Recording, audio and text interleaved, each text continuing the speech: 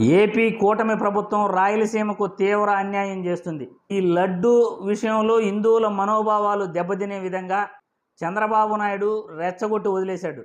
ఈ లడ్డు విషయం చిలికి చిలికి గాలివాన్లా మారి దేశమంతా కూడా హిందువులందరూ కూడా ధ్వజమెత్తుతున్నారు. ఈ హడావిడిలో ప్రతి ఒక్కరూ కూడా లడ్డు విషయం పైన మాట్లాడుతుంటే చంద్రబాబు నాయుడు మాత్రం రాయలసీమకు తీవ్ర అన్యాయం చేస్తున్నాడు. సైలెంట్గా తన పని తాను చేసుకుంటూ వెళ్ళిపోతున్నాడు. రాయలసీమను రాళ్లసీమగా మార్చేందుకు ప్రయత్నిస్తున్నాడు. రాయలసీమలో నిరుద్యోగులకు టోకరా పెట్టే ప్రయత్నం చేస్తున్నాడు. రాయలసీమకు తీవ్ర అన్యాయం చేస్తున్నాడు.